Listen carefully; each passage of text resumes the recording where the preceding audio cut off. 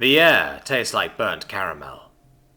Needham takes another breath, feeling the armor tighten around his body, composites and plastics, momentarily smoothing his fur and throwing the bony plates and ridges around his body into sharp relief as pores in his skin pull the air from the pocket around his naked body. Then he exhales and the armor relaxes, pockets expanding, armor closing tight. He can't see the planet turning below him, but he knows its story. He hadn't been there when the Hazen had invaded, hadn't been there when his factories burned and his mines collapsed, but he was about to be there now. A human walks by, heavy, hulking and broad.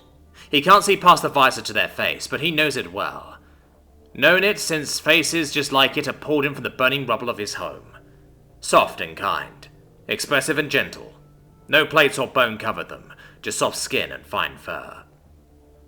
He remembers their rage then, the looks on their faces as they had surveyed the wrecked city. Their low, murmured words said to each other, contrasted with the gentle voices they brought to him with their food and blankets. Their armor is thick. Heavy metal hides their figure. He can't hear the machinery that underlies their second skin, but he knows that it's there. It's a stark contrast to his own suit, a live construction of polymer and flexible composite plates. The armored human steps into a slot in the wall, heavy clamps clunking as they hold them in place. Needham feels his own straps around his chest and legs. The rest of his segment is strapped in too. The comms are open, but none of them say a word. Silence before a battle, to allow a soldier to make their own peace with themselves. A tradition that Needham appreciates, even more than the squad of humans in the dropship respect it. The launch countdown is in his face, but he pays it no mind. It would come when it would come. And then it does. The world lurches around him as the dropship comes free. For a time, there's silence. Every now and then, a whir and buzz as a laser turret finds its mark, but nothing else. Like the universe was giving them one last chance. He can't see the world outside. Just this little bubble of steel and air and flesh. And then it all comes at once. Atmosphere rakes at his vehicle, and suddenly the chug-chug-chug of the dropship's heavy autocannon resounds through the cabin as it sweeps the air, pounding anything larger than a breadbox with predatory ferocity. Human weapons had that effect, like they were constructions of channel fury instead of steel and crystal. He just focuses on his task, finds his peace and his purpose. The Hazam were here, burrowed into the depths of his stolen home.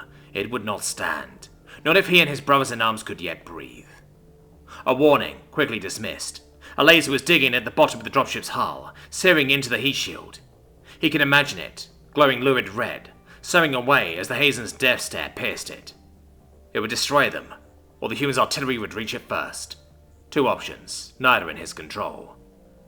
The alarm dies, and despite himself, Needham breathes a sigh. It would be moments now. Moments before landfall. The floor slams into his feet, and he grunts at the sudden weight.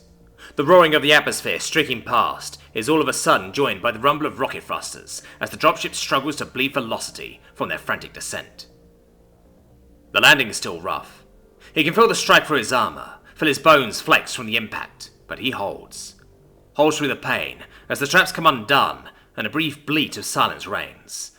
They were here, standing on the sacred soil of their wronged homeland. Already his section was standing, arraying themselves, neat and orderly despite the muted roars of battle missteps away. They learned that from the humans too. The humans step forwards in a single line, the stomps of steel on steel resounding through the dropship's cabin as they form a barrier with their armored bodies, rifles raised. And then the door blows free.